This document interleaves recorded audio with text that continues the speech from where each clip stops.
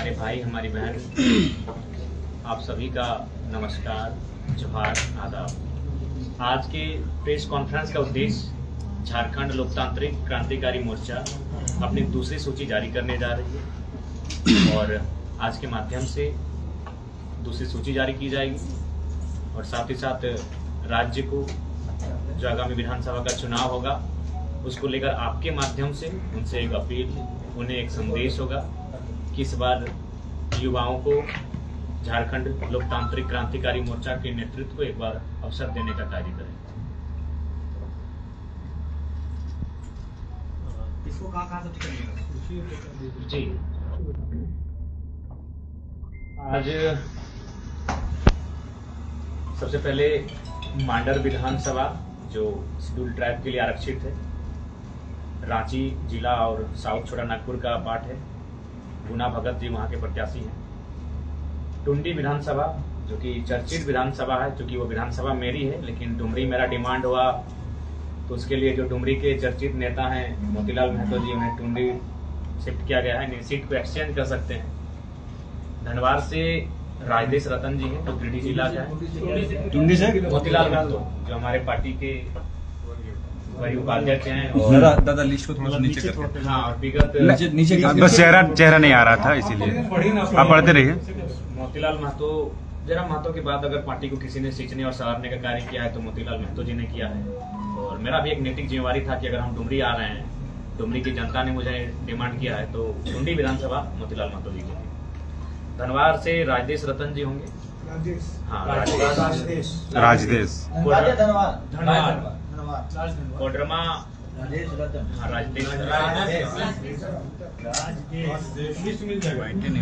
कोडरमा से हमारे पार्टी के और एक नामी चेहरे, बड़े नेता कह सकते हैं, पार्टी के उपाध्यक्ष आंदोलनकारी छात्र नेता मनोज यादव जी होंगे। बरही से कृष्णा यादव जी हमारे प्रत्याशी हैं। बरकट्ठा से महेंद्र प्रसाद मंडल जी हमारे प्रत्याशी हैं। हजारीबाग सदर से बरकट्ठा से महेंद्र प्रसाद मंडल, हजारीबाग सदर से उदय कुमार मेहता जी हमारे प्रत्याशी। डाल्टनगंज पलामू से अनिकेत मेहता, गोड्डा से परिमल ठाकुर प्रत्याशी हैं। गांडे से हमारे अखिल अख्तर और रिजवान जी प्रत्याशी हैं। रिजवान जी एक नामी चेहरा है, तो फिर ध्यान से रखिएगा क्योंकि हमारे पार्टी के एक स्तंभ हैं और आपको आपके सवाल से पहले ही हम उत्तर देना चाहेंगे।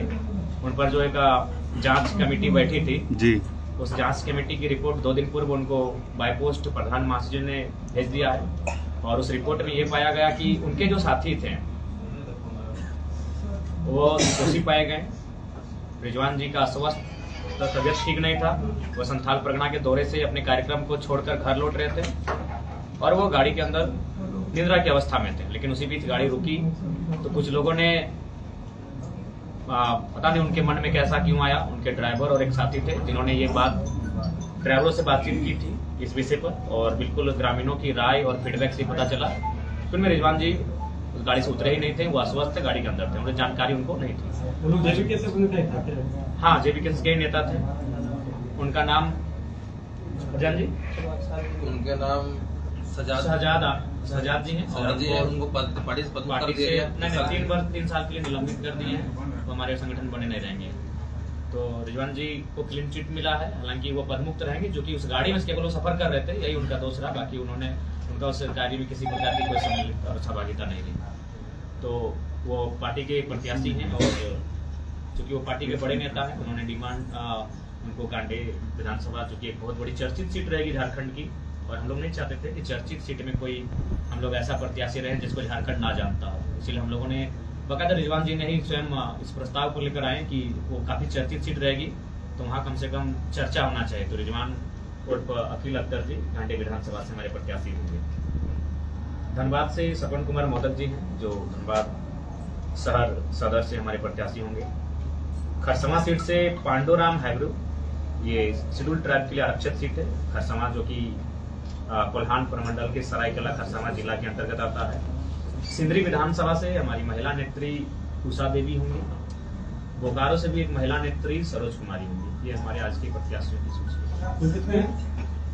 आज कुल हो गया 1 2 3 4 5 6 7 8 9 10 11 12 12 को 14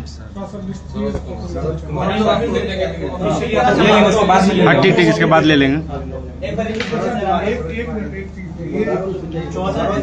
सरोज कुमारी एक बार रिपीट कर संक्षिप्त अच्छा एक बार संक्षिप्त में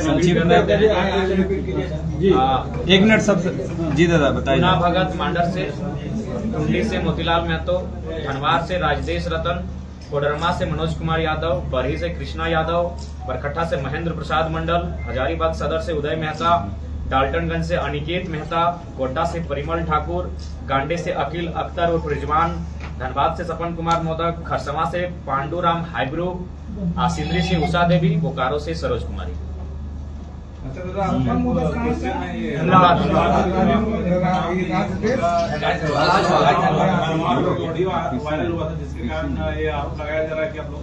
जी महोदय एक बार सवाल को रिपीट कीजिए। हाँ उषा देवी। आशीष महतो का ऑडियो वायरल हुआ था लोकसभा चुनाव में, जिनके कारण ये भी आरोप लगाया जा रहा है कि आप लोकसभा चुनाव हार गए, तो फिर उन पे पार्टी भरोसा क्यों की? देखिए सबसे पहली बात, हम लोग मॉडर्न भारत में रहते हैं और हम लगता है कि हम लोग शायद सती प्रथा के यहाँ जितने लोग बैठे हैं सती प्रथा के विरोधी हैं, है ना? जितने लोग बैठे हैं सती प्रथा के हम लोग विरोधी हैं। तो सती प्रथा में क्या होता था कि पुरुष के बाद उसकी स्त्री को जलना पड़ता था। तो क्या आशीष महतो के कृत्य से हम उषा महतो उषा देवी को जिम्मेदार ठहराएंगे? क्या ये उचित है? क्या उनको इस घटना की जानकारी थी? क्या उनकी सहमति थी? तो आशीष महतो के कार्य से हम उषा महतो का मूल्यांकन नहीं कर सकते। दूसरी बात आपको बता दें, संगठन में आशीष महतो का परिचय उषा महतो से था, उषा महतो से आशीष महतो जी का परिचय नहीं था। तो इस बात को बिल्कुल मैं क्लियर करना चाहूंगा कि उषा महतो से उषा देवी जी के कारण ही हम उनको जानते थे और उनको पार्टी में रखा था।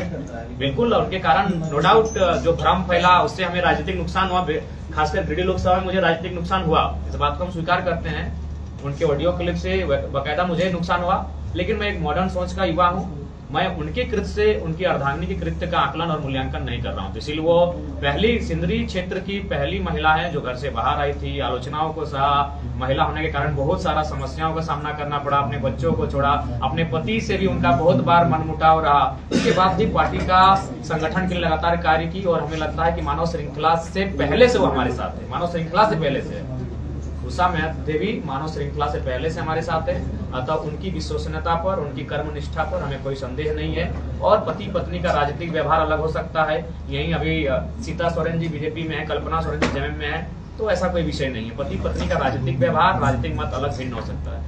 ये अभी जैसे रिजवान जी को आप दिए टिकट अपना पार्टी में, और मुस्लिम समुदाय से और कितने लोगों को टिकट की संभावना है? देखिए सबसे पहली बात तो इतना हम कहना चाहेंगे कि जितना उन्हें कांग्रेस और जेएमएम नहीं देगी उससे ज्यादा रहेगा।